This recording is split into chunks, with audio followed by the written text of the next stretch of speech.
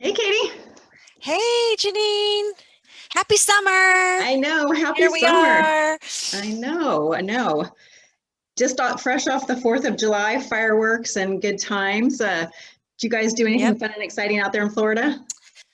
Well, no, because we had just come off a Disney trip with our adult children. So they finally all were on their way home on the 4th. So we didn't do anything. It was very nice, very quiet. It was recovery. But what about yourself? What Yeah. about you guys? Well, we were kind of the opposite. We had a house full of Connor's college friends that came from different parts of the country, including Texas and Florida, Colorado. They all came out here to Newport to celebrate the 4th of July at the beach. So Very nice. we had a lot of people here, a lot of kids here, 19, 20-year-olds. And then on the actual 4th, we went to what was traditionally a party. Friends of ours that have a great vantage point to watch a bunch of the different fireworks show. Now, of course, last year there were no fireworks, so it was extra Right. special this year. And it was extra special to see folks there, some of who maybe aren't in that kind of inner circle, but folks that I really like and fun to hang around and hadn't Right. seen in quite some time.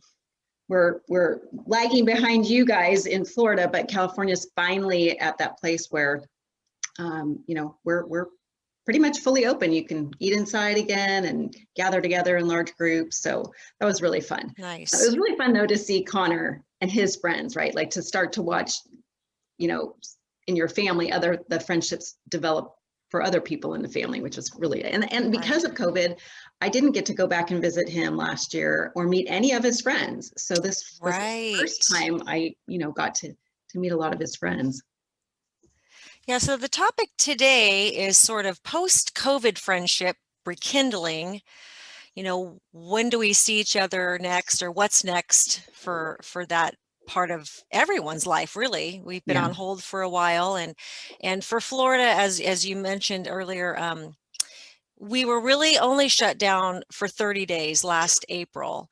And things sort of continued. I mean, of course everything was a little bit different, but not as restrictive as you. And then again, we were just came off time in Disney, which was interesting because I think that COVID and being home and away from people, all of a sudden we're in this theme park. And I don't know what the numbers were, like what capacity number Yeah. they were at, but it was interesting to be around a lot of people. Now we were vaccinated, and they didn't, require masks for vaccinated folks. So, and I felt comfortable with it, but it was interesting to be in line at Disney, and you're sandwiched in line. There was no social distancing, so it was a little bit of like, okay, here we are, back to normal. Yeah. Everybody kind of take a deep breath and work together, but it really overall was fine. It really Yeah. was. Yeah. Well, you have to kind of step your way into these things, right? Like that's a pretty big one, but Sure. you guys were probably more ready than, say, I might have been, not having even been in a group of 100 people, let alone Sure. Yes. thousands. But I think you've seen the pictures on Facebook too. We've got my cousin Cindy's out here or down here. The Disneyland in California is finally Yes. open, and one of the first things she did with her sons and grandkids is go to Disneyland. So it's worth the risk for those hardcore Disney people. But Yes. Oh my it's gosh. it's a real you use the word rekindling, and there's just a real recalibration that people have to do with their relationships for some people, and they might not be recognizing or realizing why they're feeling or why they may be being slow to set up, like getting together with people now that they can. There's maybe some hesitancy, and maybe they're not even conscious that they're doing that. But when you haven't seen somebody for an extended length of time, like there's so much to catch up on, it kind of can feel overwhelming, right? And so I know for me, I've been a little bit going at it more of a person at a time, even. So then you're kind of one-on-one with somebody. Right. I was sharing, one of my college friends came down, or, friends that I made in college. She lives here locally too. She came down yesterday, and, we ended up spending about 7 hours together. We walked, we went in the pool, we had a happy hour, we had dinner, and just more chatting because there was so much to catch up on. And it was great to do it in person. The things that you can talk on the phone plenty, but it was great to catch up in person. But, you know, when you think about something I was reading, a suggestion was like, make a list of friends and, really try to prioritize and plan on being intentional about seeing them and who you want to see, who you've maybe missed the most, who you maybe haven't missed, because that's one of the things that, interesting. Yeah, good there point. could be turnover. There might be friends that you don't really, reconnect back with as quickly or as to the same maybe extent, or maybe just things change so much for either one of you it may affect the friendship too, right? And there just may be a difference in how you see the world, that may not have been evident before or what have you. Well, for me, being so far from most of my closest friends, I would say at the beginning of the pandemic, we would do more of Zoom calls together. And then, you get that whole Zoom fatigue, like, oh, I don't want to have another Zoom conversation. But one thing that has sort of came from this, is since I can't visit in person at this point, I have been setting up regular phone conversation dates with a couple of friends. So maybe every 3 weeks or so on a Saturday morning, we just have a little phone conversation, catch up, and that's been great. And a great way to reconnect. And then hopefully, again, it is better and you feel more connection, obviously, when you're in person with someone. But just taking that time, I've noticed, to spend, really quality one-on-one time on the phone with no distractions has really, it's kind of what has helped me through the whole process of not really having the connections here in Florida that I had at home in California or even Montana. But everybody's kind of finding their way, right? Right. Well, and super interesting that some of the dating apps like Tinder and Bumble and things like that are starting to have features to promote platonic friendships between people, and that being a way to find them. So I was on Bumble, they have a BFF feature, and you can look for a friend there. And oh my gosh, I think I'm going to try it as an experiment, because I don't have really any friends in Florida. So maybe I'll go on Bumble, find a BFFF, best friend forever in Florida. Exactly. A BF cubed or whatever that would be. And Pete, there's stories that I was reading in the article about it, and a lot of times it does tend to be people kind of uprooting and moving to a new place, which has happened a lot during the pandemic. A lot of people have left their workplaces where they had friends, they've left their cities where they had their friends, and they have moved to different parts of the country. And a lot of people really are starting over. And so they were saying too that they expect, and even this, for the growth of the use of that app and that feature to grow, because now you're not just targeting singles, right? That before, the market was for single people, basically, right? Now anybody, us married people, might want to try it, and so for them, from a market share perspective, it's pretty smart, from a business perspective. But I was sure. Well, and people are just really now, I think, more than anything, wanting true, authentic connection. Yep. And really, especially as you age and your children are grown, what's your basis to meet people? Right. So I like that. And it was interesting too, they're talking about, I think it was Tinder it's called Tinder Passport, which allows you to speak to people globally, because before it's more of a localized kind of thing. Sure. And so even, with friendships too, like maybe you strike a friendship up with somebody that lives in Spain. I mean, who knows, right? You're not going to definitely see them, but now we're even used to having these friendships that maybe don't require seeing each other very much. So I thought that was kind of an interesting thing too. But it's from a generational standpoint, right? So the millennials, and they have been, this is their primary form of dating, and so it's not surprising that they are embracing it and don't think anything at all odd about it. But I thought that would be funny. So okay, let's say you're going to get on there. What's your profile say? What are you going to put for your lonely 50-plus-year-old seeking friendship locally? I don't know. Walks on the beach, happy hour. thrifting, biking. I don't know. Yeah, yeah, that's thrifting, funny. Yorkie Right, walking, you know? right, Yeah. exactly. Oh, that's funny. So it But does gives you that chance to kind of yeah. really find people with some common connection right out of the gates.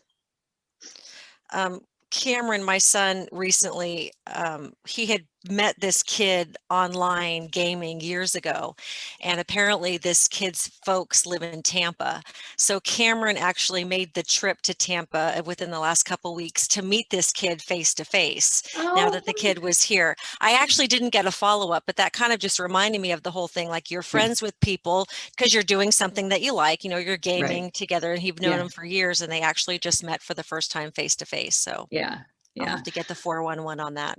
Right. I know. I was thinking of a story too of just, so this wasn't our reality, right? So when I've made friends over the years, a lot of times there was a professional connection initially for me with somebody. So I was thinking of my one friend Sherry, who we met in a professional context, but then she was going to this conference in Chicago, and she had an extra ticket through her company, or extra thing to go, and that was worth actually quite a bit of money. And she asked me to go, and here I didn't really know her outside of this like work group that we were in. I was like, okay, I'll go. I've never been to Chicago. Chicago sounds fun. And so we hop on this airplane, and I mean, I would call us at most acquaintances, right? It's not a stranger, but by the time we land a few hours later in Chicago, it's like we've known each other forever. And then we're staying together in a hotel room, and we're spending like 24/7 for 3 days. And that was like a friendship intensive. Like we came out of that being really good friends. And we recently have been able to start to get back together. She and her husband used this time to work remotely they got, buy off from their companies, and they went to Panama for like 4 months. Wow.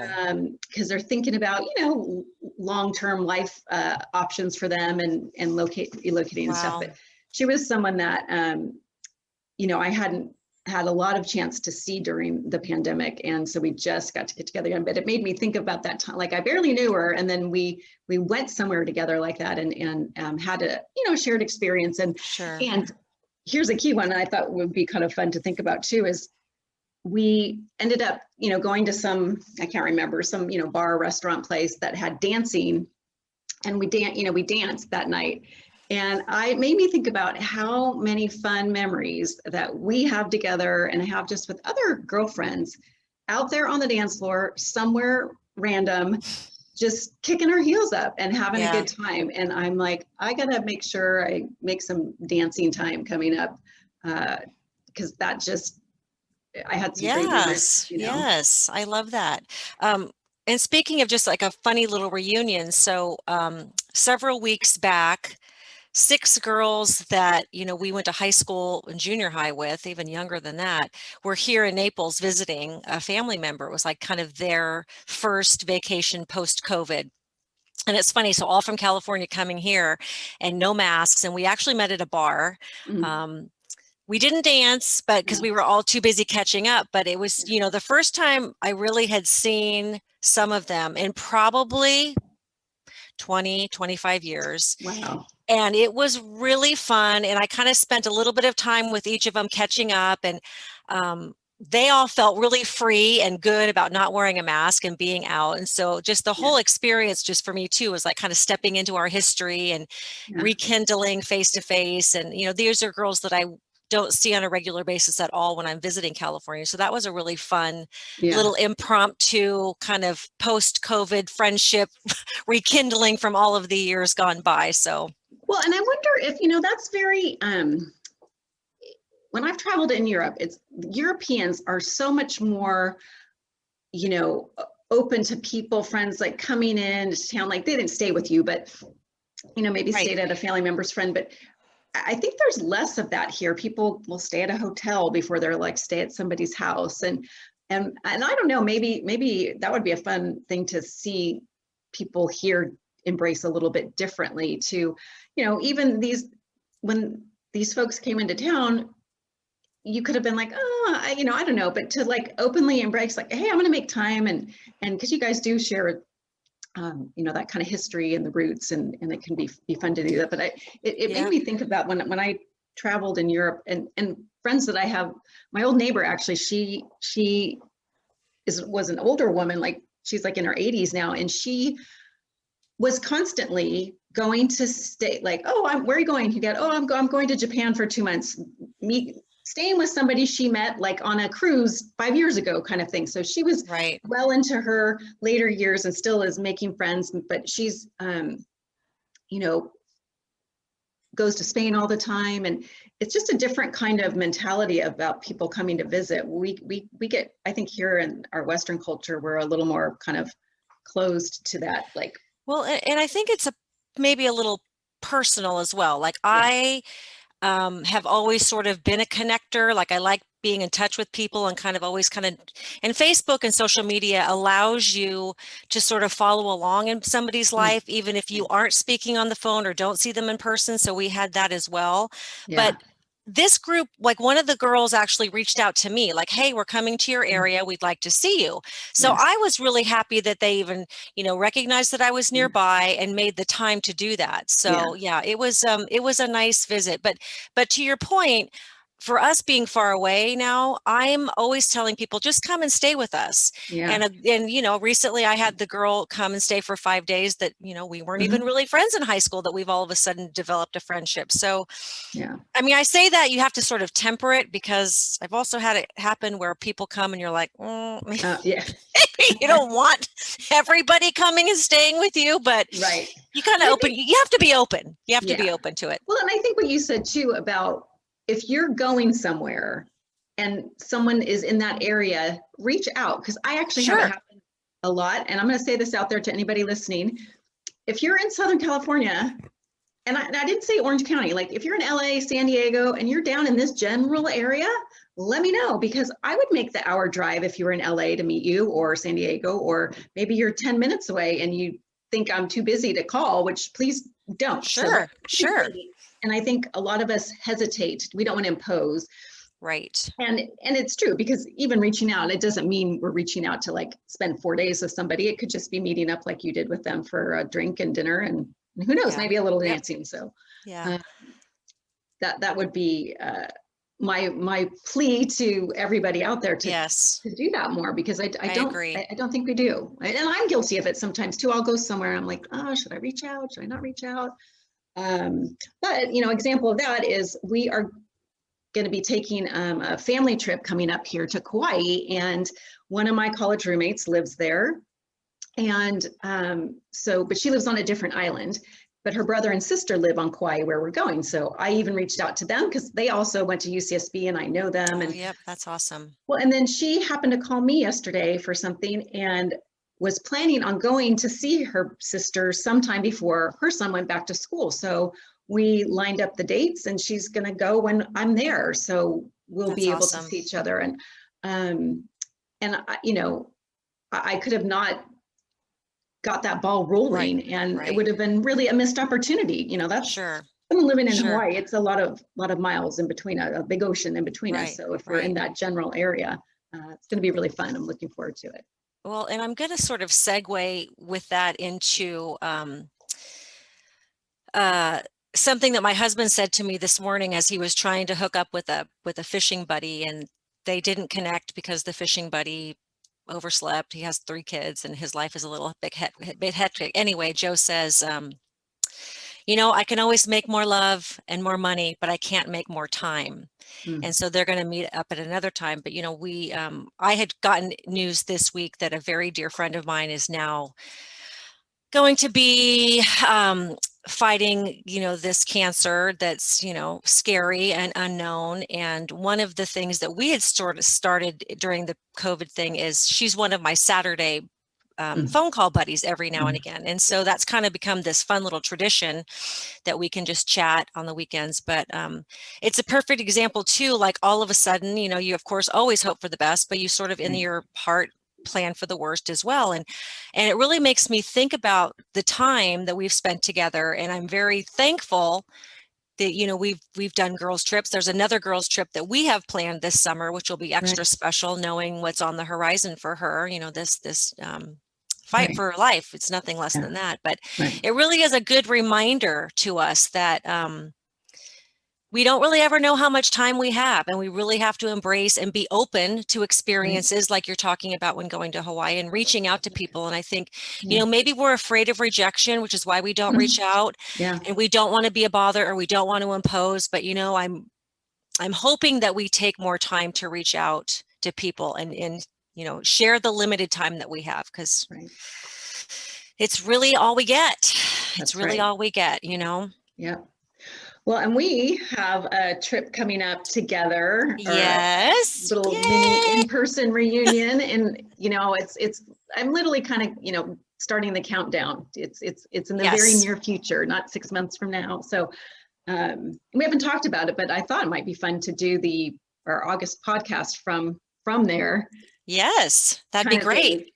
we can invite the others to maybe even share the mic for a minute. Would be kind of funny. But yeah, I'm really excited. So we're going to a winery up in Northern California called Recolaire, and they have on the property a private residence that you can stay in if you're a member.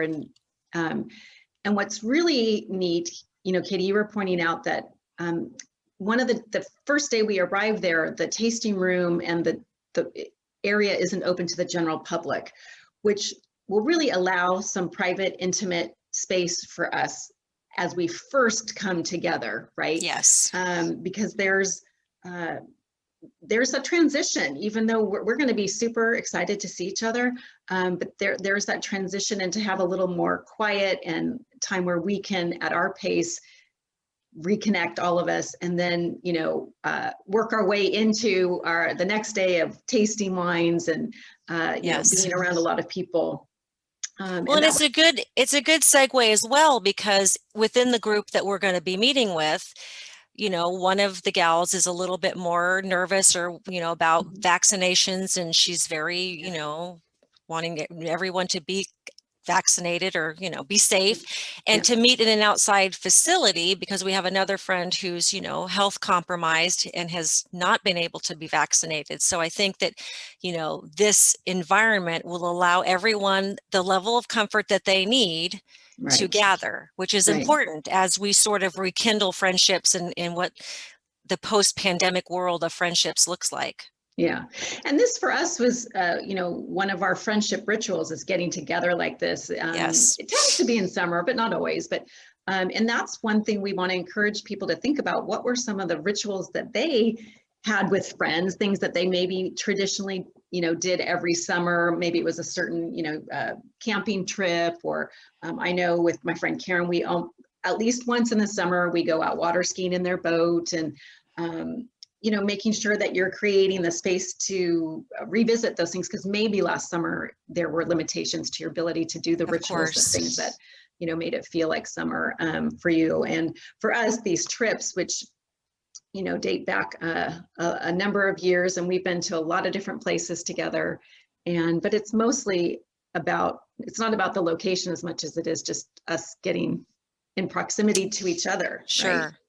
And it always is a good testament too that the gatherings are, they're vital, I think, for our well-being, and everyone makes it a priority to look at their schedule, and some of the girls, have children that they're raising still. And so there's just a lot of dynamics that have to work around, spouses and work schedules. But, everyone makes it a priority, because we just know that the benefits just are amazing, and I really am looking forward to that. And also, it'll be, if we are able to podcast, it'll be our first in-person podcast, not this coast to coast thing. So that'll be fun. Yeah. What will we do if we're in front of each other? I know. Oh my gosh. Well, so fun. It could be the first time we do it with wine in our hand. That could be fun yes. Oh, I think we should. Absolutely. Absolutely. We talked about a happy hour podcast. So that could be a fun way to do it. Do you have other summer rituals that with friends that you think of fondly? Or well, my friend, my husband now, our little summer ritual is we love, after on a work day, and it's getting really hot here in Florida now. after a work day, really hot, we'll just put on our swimsuits, take the little Vespa, go out to the beach, take a swim where the water's like, bathtub temperature. So it's not necessarily refreshing, kind of lay and dry on a towel and just, relax, and then come home and have dinner. And it's just, and there's something about it, like we're such babies, like in the winter in Florida, I'm like, oh, the water's like, it's not 89 degrees, so we don't go in, but we just love it in the summer when it's like you're driving there and it's like you're driving in a dryer, the hot air, and we just love that. Yeah, we just love that. It's the certain things that signal right to you that it's a different season. I know for us here, we get on the rafts and float in the pool in the late afternoon. And for me, one of the biggest things is like, because when we used to go out to the lake all the time, is like, can I spend the whole day in my bathing suit, right? Like including making dinner, and you still have the cover up on, and you still maybe have some sand on your feet or whatever. Yes. And I actually love that feeling. And that's when I kind of feel like, oh, I'm in summer mode now, Yeah, and it's a good time to relax and rekindle and join friends. So and that is another great thing to do. You can have there are things in summertime like beach time or pool time or whatever that you don't do other times of the year with your friends too. You can have them over, and that's what Suzanne and I did. We got, after our walk, we were pretty warm, and not as warm as we would have been if we were walking in Florida, but we still like, okay, let's before we go out, and let's get in the pool for a while. Sure. And I think there's a certain youthful tug of a lake or an ocean or a pool, right? Oh, absolutely. At least for me. Absolutely. So we're just going to encourage our listeners out there, join your friends, have some fun summertime rituals now that you can gather safely again. Yeah, and it is about, though, managing your expectations. If you are reconnecting with people you haven't had a lot of communication or a lot of time with, one of the things that did happen is we ended up, at least out here in California, right, these kind of, we called them these bubbles of people that you could see even when things were a little more restrictive, and it tended for people to be a lot more family oriented, right, like extended family. And so some of our friends maybe got a little bit sidelined. And so when you do get back together, like I say, kind of managing the expectation, there may be that big reveal that your friend has about something major that happened in their life that you maybe didn't know about. And so you've got to be ready for that. Sure. You've got to be ready to listen, or you might be expecting like, woohoo, let's go out and have a drink and have some fun. And they might need to cry in their beer, right? And so just being aware of the dynamics might feel a little bit off. Doesn't mean the friendship isn't, on the right track anymore. It just, that there could be something going on that you don't know about. And I think that is good point. Mind. And then, okay, you get the initial catch up, and then it's about future thinking with the friend, like what's next for us, right? And I always love having things to look forward to with friends, even if it's months from now, right? And psychologically, that's really good for us. So once you kind of get to back to that comfort point with friends, make these plans to do these things together. And again, they don't have to be expensive, lavish trips or anything like that, but just a simple walk around the neighborhood, or going out for a froyo. I've been craving some frozen yogurt, so I think that is on today's agenda for me after we're done. But any final thoughts that you have, Kate? I just want to ask that our listeners just put good vibrations out into the universe for my dear friend who is now in this very challenging time where she needs good vibes for her healing and her body. And she's a regular listener of the show and has been very supportive of Girls Just Want to Tell Stories. So I just want to give that shout out that we got you. We're thinking about you, and we're sending you all the love that you can handle. Absolutely.